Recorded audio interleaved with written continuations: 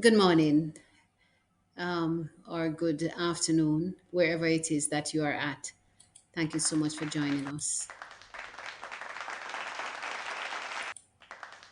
I'm not so sure about this recording. I'll probably end up having to delete my applause if at all the applause is in the background. But thank you for being here. I'm Diana Davis Smith, and welcome to another episode of Embrace and Restore, a space where I focus on all things emotional intelligence, all things restorative practices. In a nutshell, just trying to create a better version of us, of myself, of you, of all of us, of the space within which we operate, which we live.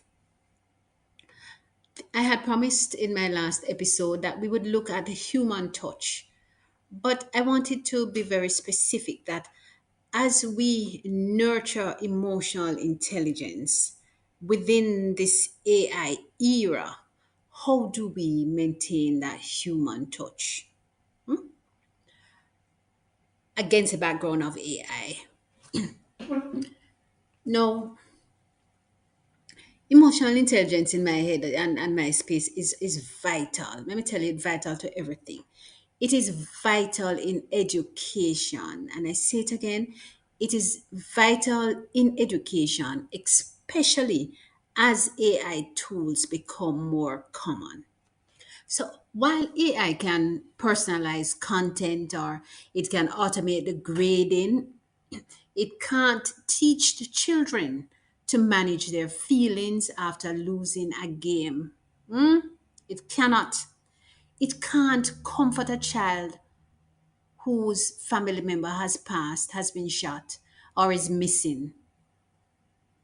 That's the irreplaceable human role. No, research, and I love jumping to my research. I said, research shows just how important that is. A major meta analysis by this guy, Joseph, and his colleagues in 2011 looked at over 200 school based social emotional learning programs. What were the results? The students in these programs improved academic performance by an average of 11 percentile points. That is no joke. Social and Emotional Learning, or SEL, has been endorsed by major organizations, CASEL, UNESCO, me, Diana Davis Smith, us here at Embrace and Restore, WHO. It's not a nice to have. It is essential for developing well rounded, resilient, and empathetic citizens. It may be defined, this whole emotional intelligence, into five core competencies, and let us look at them. One, self awareness, self management. Two, three, social awareness. Four, relationship skills. Five, responsible decision making. This is how Cassell defines them. Baron categorizes the five core competencies by naming them differently, but at the end, it all come up to the same thing. So let us look at Cassell because I like Cassell too. CASEL. Now, teachers already model these skills daily. When they pause to help students name emotions, resolve conflicts, or set goals, they're really fostering the development of emotional intelligence within these students, within that space.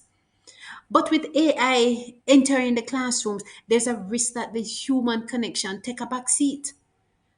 We might automate quiz delivery, but we can never automate empathy.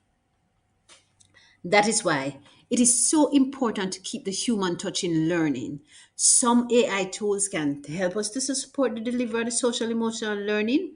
For example, journaling apps in terms of promoting self reflection or role playing simulations that teach perspective taking. But these must complement, not replace human relationships. Let me say that again. AI entering the classroom, there's a risk that the human connection is taking a back seat. But let us recognize that as educators, some AI tools can help us to support social emotional learning, but these must complement our human effort, not replace, because it cannot replace the human relationships. As educators, let us therefore integrate emotional intelligence in a very deliberate way. Let us make space in the timetable for social emotional learning activities. Let us, you're going to tell me this, the timetable. Let us find a minute. If it's even when they're coming into the classroom or just before lunch or when they come back for lunch or before they leave home, let us make space in the timetable for social emotional learning activities. Let us use storytelling to discuss emotions and ethical choices. When we think ethical choices in Jamaica, the first thing that comes to mind as story is Anansi. Let's just use our Anansi stories to discuss emotions and to discuss ethical choices. Let us as adults, let us as teachers, as educators, as influencers, recognize ourselves as influencers and model empathy in every interaction.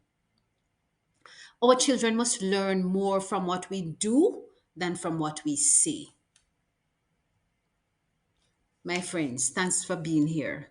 Let us balance the efficiencies of artificial intelligence with the depth of emotional intelligence so that we can ensure that schools remain places of belonging and care. And not just schools. Let us practice this in our personal lives and our professional spaces so that those spaces can remain places of belonging and care. Thank you so much for joining me. I trust that your takeaway is good and you'll find something within this sufficiently to provoke you to act differently, to embrace emotional intelligence, and to use artificial intelligence to augment the learning and the relationships that we cultivate within our personal spaces and within our professional spaces. Thank you so much for being here. See you again on Embrace and Restore. I'm Diana Davis Smith. Thanks.